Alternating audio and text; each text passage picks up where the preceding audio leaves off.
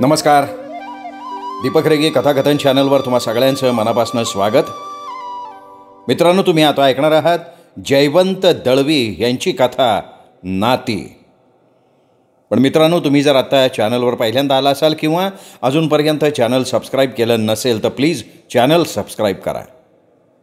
ऐकूयात जयवंत दळवी लिखित नाती. सुजाता गल्लीतनं आत आली. ऑफिसमध्ये दिवसभर काम करून ती थकली होती. हातातली पर्स हेलकावत ती घराच्या दिशेनं निघाली. जिजींच्या बैठ्या घराकडे तिचं लक्ष गेलं. त्या बाहेर ओट्यावर असल्या तर हसणार, घटकाभर बोलणार, आईची चौकशी करणार. सुजाताला नेहमी प्रश्न पडतो की ही बाई अशा परिस्थितीत एवढी आनंदी कशी दिसू शकते, एवढी हसू कशी शकते. भैयाजी काही करत नाहीत. पाय सोडून ओट्यावर उघडे बसलेले असतात, पाठीमागच्या भिंतीला टेकून. कमरेला पट्ट्याची निळी चड्डी, फुगवटा आल्यासारखं चमत्कारिक फुगलेलं पोट. ढीगभर भात कालवतात आणि गोळे तोंडात सोडतात. तोंडी लावायला असली तर भाजी, नाहीतर लोणचं किंवा पापड. पापड किंवा लोणचं असतंच. जीजी करतातच, गिराईकांना विकण्यासाठी. सबंध दिवस त्या कामात दंग असतात. पापड, लोणची, फराळ विकून त्यांनी आयुष्यभर आपला संसार चालवला. ते दिसायला देखणे आहेत, तितकेच भैयाजी सामान्य. त्यातही त्यांची राहणी आणखीनच वाईट. एका जनरल स्टोअर्समध्ये ते नोकरीला होते. पण तिथे आपल्याला सगळे छळतात असा त्यांनी समज करून घेतला आणि नोकरी सोडली. जिजींनी 4 लोकांना सांगून त्यांना आणखीन 2 नोकऱ्या मिळवून दिल्या, पण तिथे सुद्धा त्यांची तीच तक्रार, लोक त्यांना छळतात. नंतर तर लोक त्यांच्यावर करणी करतात असा सुद्धा त्यांना संशय यायला लागला. नोकऱ्या सोडल्या. 15-20 वर्ष झाली त्याला.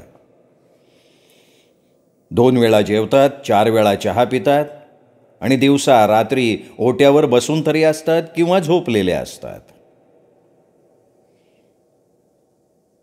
त्यांचं नाक मुळातच बसकं आहे आणि थोडंसं पसरट. त्यात तपकीर घालण्यासाठी ते अंगठा सारत असतात, त्यामुळे तपकीर भरलेली त्यांची नाकाची भोकं भयाण दिसतात. त्यांच्या श्वासाबरोबर नाकातली तपकीर त्यांच्या पोटावर पडत असते. आता त्यांची मुलगी केशर नोकरी करते, त्यामुळे 4 पैसे घरी येतात. पण जिजींनी पापड, लोणची, फराळ विकून घर चालवलं आणि पुन्हा आनंदी. सुजाताला नेहमी प्रश्न पडतो की हे जिजींना कसं शक्य होतं. जाता जाता तिने वळून बघितलं. ओट्यावर भैयाजी बसले होते. आतल्या बाजूला जिजी स्टोव्हवर टोपात काहीतरी ढवळण्यात मग्न होत्या. केशर बहुतेक आलेली नव्हती. केशर म्युन्सिपाल्टीत कारकून आहे. दिसायला वडिलांच्या, भैयाजींच्या वळणावर गेली आहे. तेवढीशी बरी नाही, पण तिची शरीरयष्टी बांधेसूद आणि काहीशी उत्तेजक आहे. ती स्वतःही नटून, थोडा उठाव देऊन अधिक उत्तेजक दिसण्याचा प्रयत्न करते. त्यामुळे तरी पुरुषांचं आपल्याकडे लक्ष जाईल आणि आपलं लग्न होईल असं तिला वाटत असावं. सुजातानी तिला 2-3 वेळा सांगितलं होतं की असं सेक्सी दिसण्यानं पुरुष वेगळ्या दृष्टीनं बघतात, उपभोगाचं एक साधन म्हणून. भोग घ्यायचा आणि वस्तूही फेकून द्यायची. केशरबरोबर कधी फिरायला जाताना सुजातानं ते पाहिलं होतं. सुजाता दिसण्यात बरीच देखणी. केशर बरोबर असली की समोरून येणारे जाणारे पुरुष, तरुण आणि वृद्धसुद्धा सुजाताकडे बघण्याऐवजी केशरकडे बघतात. वळून बघतात. केशरची छाती, नितंब, तिचं बेंबी खाली नेसणं हे सगळं पुरुषांना आमंत्रण देणारं असतं. जिजींना हे आवडत नाही. त्या तर अनेकदा तिला सांगत असतात, पण शेवटी त्यांचाही नाईलाज होतो. त्यांचाच का? सुजाताला अनेकदा वाटतं केशरचा सुद्धा नाईलाजच होत असावा. शेवटी शरीराची सुखंसुद्धा असतातच. कारण एखादा तरुण जेव्हा केशरकडे वेगळ्या दृष्टीनं वळून बघतो तेव्हा ती सुद्धा त्याच्याकडे धीटपणानं बघते, वळून सुद्धा बघते. आणि कधीकधी समोरच्याला ऐकू जाईल असं पुटपुटते सुद्धा. मेले नेभळट असतात. ती अशी काही पुटपुटली की सुजाताची छाती धडधडायला लागते. केशरचं हे वर्तन सुजाताला आवडत नाही, पण ती केशरला दोष मात्र देत नाही. सुजाता घरी आली. आई थकून बसली होती. ती नोकरी करत नसली तरी घरकामानं थकून जाते. सुजातानं प्राण गेल्यासारखं वेताच्या सोफ्यात स्वतःला झोकून दिलं. पलीकडे आई खुर्चीत बसली होती, कुणाची ओळख नसल्यासारखी. सुजाताला वाटलं तिने उठावं आणि आपल्याला चहा करून द्यावा, पण ती काही बोलली नाही आणि आई सुद्धा उठली नाही. आईच्या नजरेत अलीकडे खूप भकासपणा दिसतो. गरोदरपणं, बाळंतपणं, मुलांचं संगोपन ह्या कारणांमुळे तिने आपली शिक्षिकेची चांगली आवडीची नोकरी सोडली होती. नानांनीच सोडायला लावली होती. मुलं मोठी झाल्यावर पुन्हा हवं तर नोकरी कर असं ते म्हणाले होते. पण नोकरीचं वय होऊन जाईपर्यंत मुलं मोठी होतच नाहीत. अलीकडे मुलं मोठी झाली. आता तिच्या आयुष्यात एक प्रकारचा भकासपणा आलाय. हायस्कूलमधली शिक्षिकेची नोकरी आईला फार आवडायची. आसपास स्वप्नील डोळ्यांची, भाबड्या चेहऱ्याची मुलं वाढत होती तेव्हा तिला आपण कशाला तरी आकार देतोय असं वाटायचं. त्यात एक अवर्णनीय असं समाधान होतं. ते तिला गेल्या 20 वर्षात लाभलं नव्हतं. सुजाता तिच्याकडे बराच वेळ बघत होती, पण आई जागी नसल्यासारखी बसून होती. तेवढ्यात शेजारच्या झोपडपट्टीतनं मोठमोठ्यानं भांडणाचा आवाज आला. हे नेहमीचंच होतं. त्यांच्याकडे घरकाम करणारी गंगा त्याच झोपडीत राहायची. अनेकदा तिच्या डोक्याला खोक पडलेली असायची किंवा गालफाड सुजलेलं असायचं नवऱ्याच्या मारामुळे. 8 दिवसांपूर्वी ती गंगा आजारी होती. ती कामाला आली नाही म्हणून सुजाता तिथे गेली. तिच्या झोपड्यासमोर 2 पोरं मातीत खेळत होती. तिचीच मुलं होती. सुजातानं विचारलं, गंगा कुठे आहे ग? एका पोरानं झोपड्याकडे बोट दाखवलं. झोपडं उघडच होतं. सुजाता वाकून आत गेली. झोपडं अगदीच आखूड होतं. ती झोपली होती तर तिला सरळ पाय सोडणं सुद्धा कठीण होत होतं. एका चटईवर ती झोपली होती. पाट डोकीला घेतला होता आणि फाटकी गोधडी अंगावर घेतली होती. सुजातानं तिच्या गळ्याकडे हात लावून बघितलं. तिचं अंग तापानं फणफणलं होतं. अगं तुला ताप आहे? सुजाता पटकन म्हणाली. हा, काल रात्रीपासूनच आहे. मग औषध आणलंस? कोण आणणार आहो? कोण आणणार म्हणजे? चेन्ना कुठे गेला? चेन्ना असं म्हणत तिने सुस्कारा सोडला. चेन्ना तिचा नवरा. म्हटलं तर नवरा, म्हटलं तर नाही. तिचा लग्नाचा नवरा दारुड्या. दारू पिऊन मारझोड करायचा म्हणून त्याला सोडून ती पळाली. 2 वर्षांचा पोरगा कडेवर घेऊन तिने आपला मुलूक सोडला. पोराला झाडाखाली सावलीत बसवून रस्त्याच्या कामावर रुजू झाली. ती तरुण आणि अंगाबांध्यानं मजबूत होती, तिथे मुकादम मागे लागला. जबरदस्तीनं तिला वापरायला लागला. त्यातनं तिला चेन्नानं सोडवली. तोही रस्त्याच्या कामालाच होता. दोघंही पळाली, या झोपड्यात आली. चेन्ना थोडे दिवस कारखान्यात होता, पण मग संप सुरू झाला आणि चेन्ना बेकार झाला. त्याची कामाची सवय गेली. बेकार कामधंद्याशिवाय घरी बसायची सवय झाली. दिवसभर जुगार खेळतो, रात्री पितो. त्याच्यापासून गंगाला एक मुलगी आहे. गंगाला पहिल्या नवऱ्याचा मुलगा आहे, पण या चेन्नालाही मुलगा हवाय. त्यासाठी तो तिला मारझोड करतो. गंगाच्या पहिल्या नवऱ्याचा मुलगा आता 5 वर्षांचा आहे. त्याला चेन्ना उचलतो आणि विकायला निघतो. दारूसाठी, जुगारासाठी पैसे हवे असतात ना म्हणून. बायकांना किती प्रकारांनी दुःख भोगावं लागतं या विचारांनी सुजाता सैरभैर झाली. तिच्या औषधासाठी काहीतरी करायला पाहिजे म्हणून सुजातानं तिला विचारलं, चेन्ना आहे कुठे? अहो कुठं मिळालाय, कोण जाणे? गंगा तिरस्कारानं म्हणाली. सुजाता झोपड्यात वाकून अवघडून बसली होती. बाहेर येताच तिला सुटका झाल्यासारखं वाटलं. तिला प्रश्न पडला, चेन्नाला शोधायचं कुठे? तेवढ्यात कोणीतरी 4-5 पुरुष हसल्याचा आवाज आला. 3-4 झोपड्या टाकून ती पुढे गेली. तिथे एका झोपड्याच्या आडोशाला 4घांचं टोळकं पत्ते टाकत बसलं होतं. पत्त्यात आणि पैसे इकडे तिकडे सरकवण्यात ते मग्न होते. त्यात चेन्ना होता. सगळे फाटक्या कापड्यातले होते, सुकलेले, काळवंडलेले. विड्या फुंकत होते.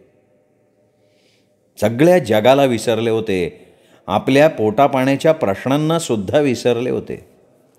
चेन्ना, तिने हाक मारली. चेन्नानं क्षणभर पत्त्यातलं लक्ष काढलं आणि वर पाहिलं. चेन्ना, गंगा को बुखार आया है, ती म्हणाली. आ मालूम है, तो म्हणाला. बोलता बोलता त्यानं तोंडातली विजलेली बिडी घोळवली. त्याच्या तोंडावर एक जबरदस्त फटका द्यावा असं तिला वाटलं.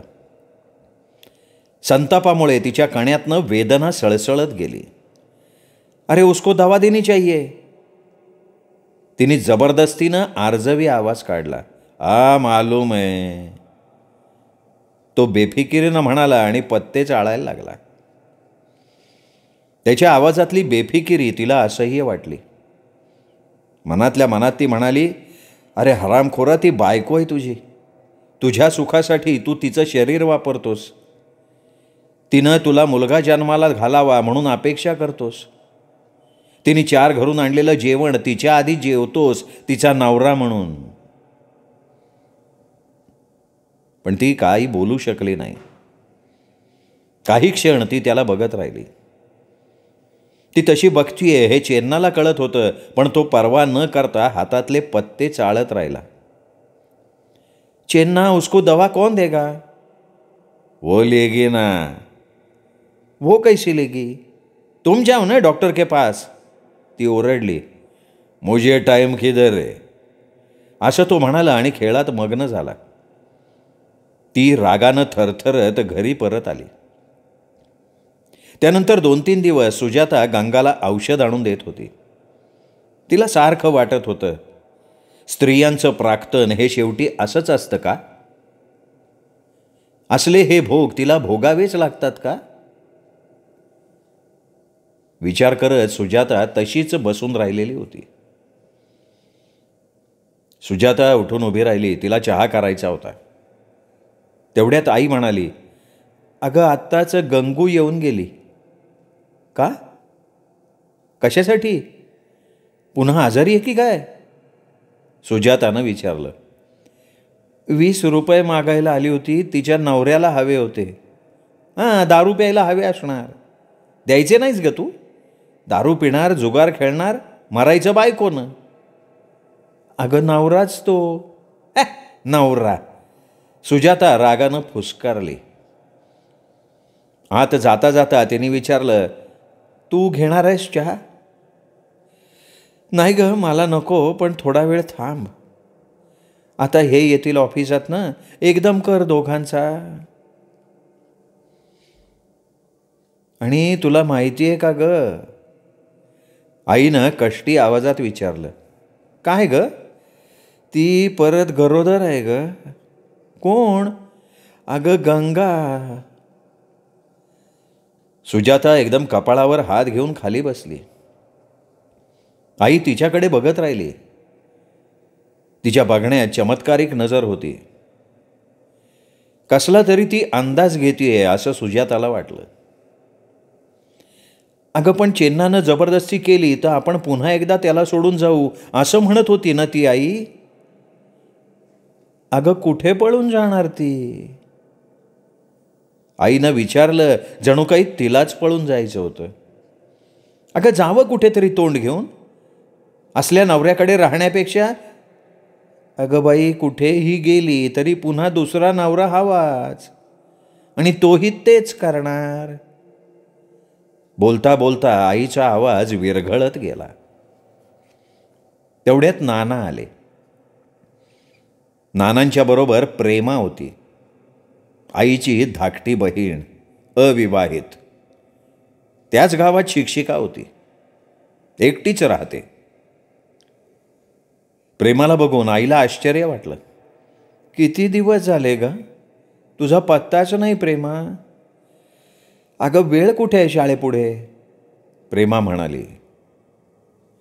सुजाता प्रेमाकडे बघत होती. तिला आपल्या मावशीचं एक विलक्षण आकर्षण आहे.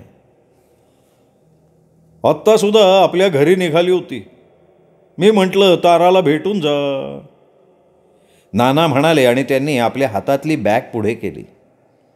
आईनं ती उठून पटकन घेतली आणि टेबलावर ठेवली. बसता बसता नाना पुन्हा म्हणाले, हल्ली बरेच दिवस प्रेमाचा पत्ता नाही. मला वाटलं गुपचूप लग्न केलंस का काय? एवढं बोलून ते हसले. प्रेमा सुद्धा हसली, पण आई गंभीर होती. गुपचूप कशासाठी? हसत हसत प्रेमानं विचारलं.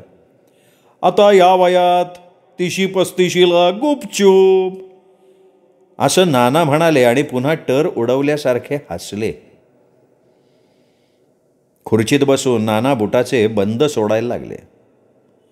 बूट बायकोनं काढावे लागत नाहीत का? प्रेमानं थोड्या छदमीपणानं विचारलं. का? नाही, आल्याबरोबर हातातली बॅग बायकोनं घेतली म्हणून विचारतीये. मग बायकोनं नवऱ्याची कामं करायला नकोत? असं विचारत नानांनी पायातले मोजे तारासमोर फेकले. तारानं ते कष्टानं वाकून उचलले. हे धुवायचं काम मी करतेच ना, असं ती म्हणाली आणि खोटं खोटं हसली. प्रेमा, तुझं लग्न होत नाहीये म्हणून. होत नाहीये म्हणू नका, मी करत नाहीये म्हणून, प्रेमानं उत्तर दिलं ताबडतोब. नाना तिच्याकडे बघत राहिले. प्रेमा काहीतरी फटकळपणानं बोलणार ह्या अपेक्षेनं. का करत नाहीयेस लग्न? नाही, मला कोणी नगाला नग नकोय तुमच्यासारखा, असं म्हणून प्रेमा हसली. सुजाता सुद्धा मोठ्यांदा हसली. नाना ऑफिसातनं आल्याबरोबर त्यांच्या हातातली बॅग घेणं, त्यांनी फेकलेले मोजे वाकून उचलणं, हे तारा नेहमीच करत आली आहे. सुजाताही ते अनेक वेळा बघत आली आहे. पण आज प्रेमानं टीका करता सुजाताला एकदम जाग आली. यात काहीतरी चूक आहे हे पहिल्यांदाच तिच्या लक्षात आलं. का म्हणून बायकोनं असली कामं करावीत असा प्रश्न तिच्या मनात घुमला. घुमटात घुमावा ना तसा. सुजाताला प्रेमाचं एक विलक्षण आकर्षण होतं. प्रेमाच्याही तोंडावर तिच्या बुद्धीचं, आत्मविश्वासाचं तेज होतं. ती कुठे कुठे सभा घेते, स्त्रियांच्या जमावापुढे भाषणं करते. तिची भाषणं सुजातानं ऐकलेली आहेत. अनेकदा त्या भाषणांमुळे सुजाता प्रभावित सुद्धा झाली आहे. चला चला चहा करा, नाना उठून शर्ट काढत म्हणाले, तुम्ही आज चहा केलात म्हणून कुठे बिघडलं? प्रेमानं विचारलं. मी? नानांनी आश्चर्यानं विचारलं आणि ते म्हणाले, जाग सुजाता, चहा कर. मी आत्ताच कामावरनं दमून आली आहे, सुजाता म्हणाली. दमायला काय झालंय? उद्या लग्न झाल्यावर काय करशील? तुम्ही करा की मदत थोडी आपल्या बायकोला, प्रेमा त्यांना म्हणाली. सुजाताला सुद्धा तेच म्हणायचं होतं, पण ती अजून एवढं तोंड उघडू शकत नव्हती. प्रेमाचं असलं बोलणं नानांना आवडत नाही, पण ते तिला तसं दाखवू शकत नाहीत, कारण ती फटकन असं उत्तर देणार की नानांना गप्प बसावं लागणार.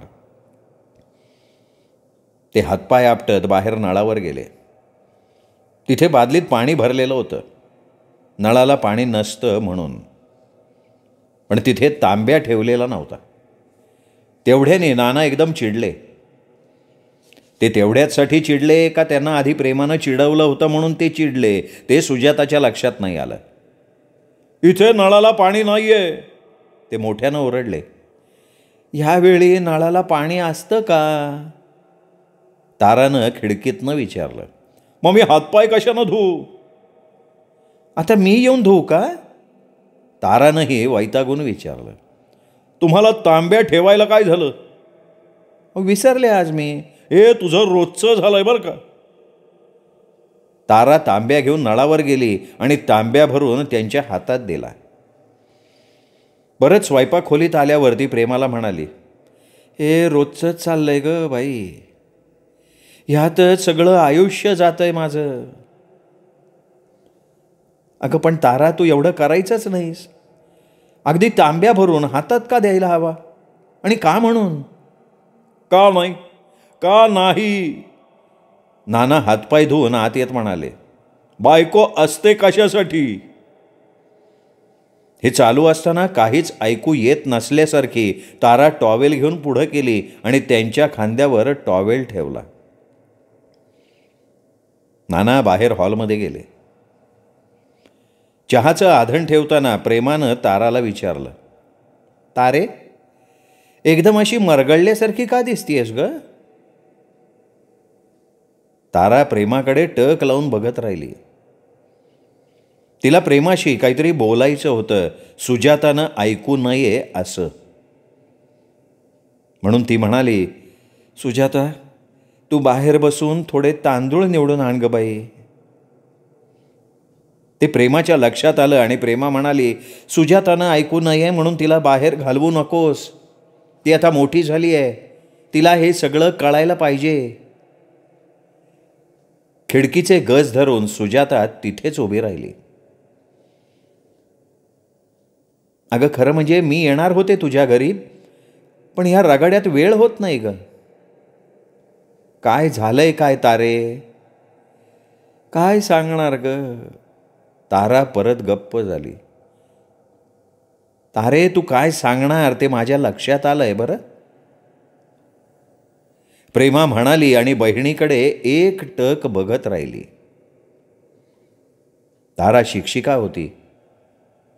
तेव्हाची तिची उमेद प्रेमाला आठवली. तिच्या त्यावेळी एक वेगळाच आत्मविश्वास होता. वडील लहानपणी वारले होते, आई आणि या दोघी बहिणी. त्यावेळी आत्मविश्वासानं तारा शिकली, नोकरीला लागली. घर सांभाळून तिने प्रेमाला शिकवलं. आणि तीच तारा आता कुबड्या शोधत असल्यासारखी दिसत होती.